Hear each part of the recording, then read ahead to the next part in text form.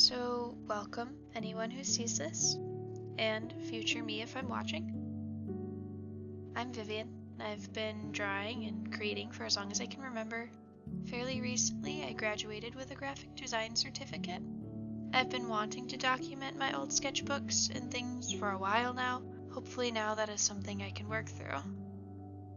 Having the work filmed like this seems like it would be archival, whereas my physical sketchbooks may deteriorate or go missing as time goes on.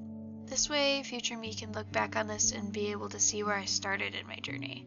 These books are undated ones that I believe were used when I was in middle school or early high school. Sketching specifically was not always a focus of mine as an outlet. Any outlet I could get my hands on was fun to try. As I said before, this is something I'm making for the future mostly, but if people decide to follow along from as far back as I have, well, thank you. In this sketchbook, I did some sort of welcome page like many others on YouTube were doing at the time. I used to watch artists on YouTube religiously. Not all of my sketchbooks were filled with only sketches. A lot of it is what I can only describe as my earliest design work. Then the other side is an owl because obviously they're my favorite. While a lot of these aren't detailed or well done, I can see myself playing with spacing, which is really funny considering where I end up. In all of my sketchbooks, I have at least one page dedicated to my friends at the time.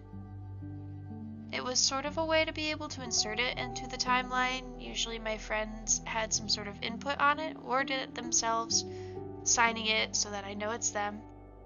Sort of a way for me to have part of them. My friend Kelly was really into writing while we were friends, so we always would say her mightiest weapon was a pencil and mine was a brush.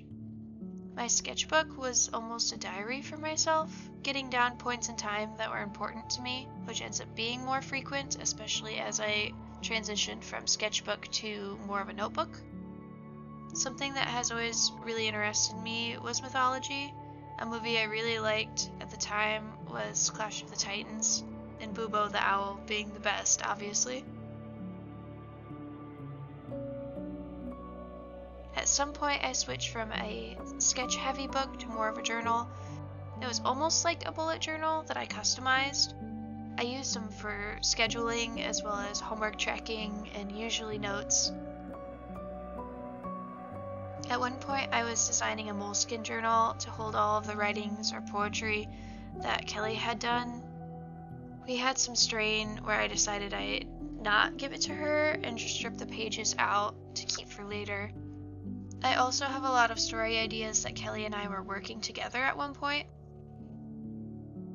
My family has given me a lot of coloring books over the years, and this is one that I seem to finally finished, and I do really like it still.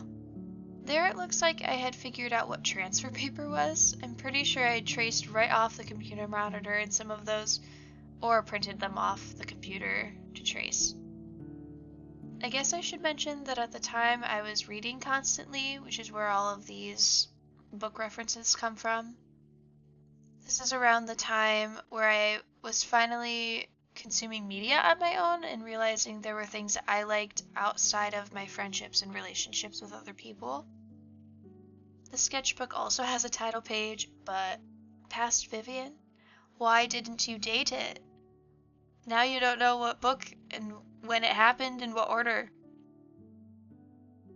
In this book, I remember seeing things people had done online for the show Once Upon a Time while it was coming out.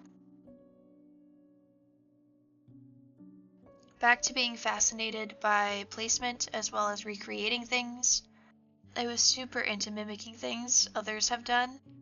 Being able to one day emulate others' works seemed really cool. That opening the door for being able to seamlessly work on the same project with someone else.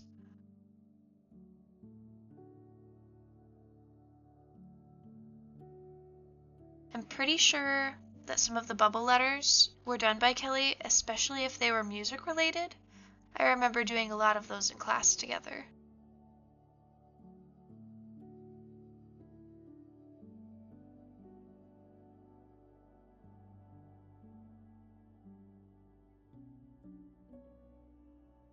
Yep, there are the song ones I was talking about.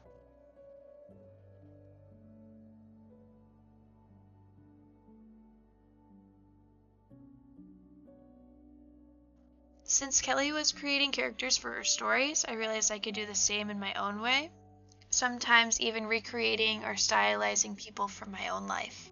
That style of drawing people is really specific. I wonder if it is something that I saw somewhere. I'm not sure, so if someone is able to tell me, that would be awesome. Around then, Kelly and I were in a friend group, sort of. I don't know for sure if I was, or if I was pushing myself in there because they liked Kelly.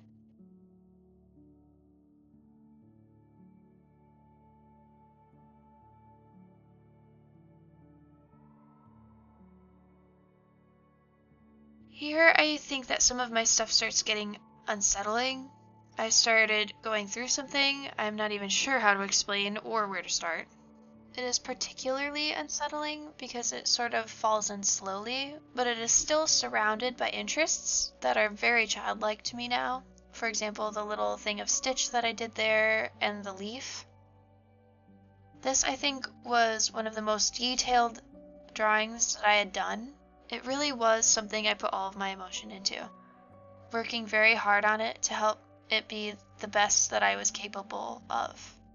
This is a little nod to the Mockingjay book. Alice in Wonderland was also something huge at the time, as well as something I still quite like a lot. I start trying to redraw things from life a little bit here.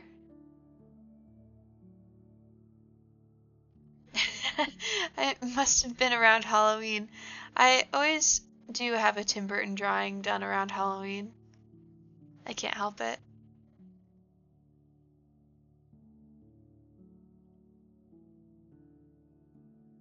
I remember the eyes with hands in it being a picture on Pinterest that I thought was really cool and resonated with me.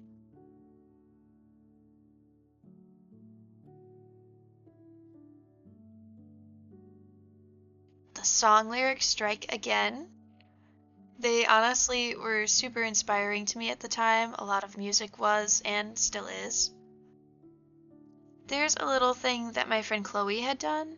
Her art was always something I really looked up to, and it really inspired me. It looks like I tried to create some things on my own and then went back to something I was comfortable with, which were things that already existed. As far as I remember, these were as original as I could do at the time with what was interesting me. Seemingly, I was really focused on composition and not so much exactly what the objects look like. I believe this would have been done either in 8th grade or in freshman year of high school. But as the title stands, the book is undated. That octopus was a funny thing. I used to watch this artist on TV go through and draw things step by step for a really long time. I believe this is inspired by something that he would draw on his show.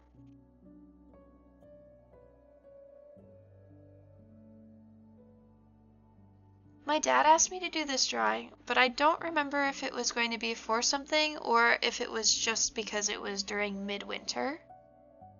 Motivational posters have always been interesting to me. I wanted to make one that appeared happy but had some sort of sadness attached to it as well. Remember how I said my sketchbooks would occasionally have something unsettling?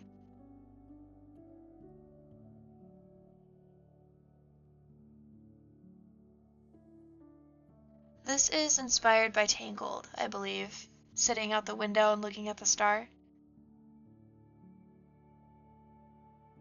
I think the emo era I had was starting to be more consistent about now.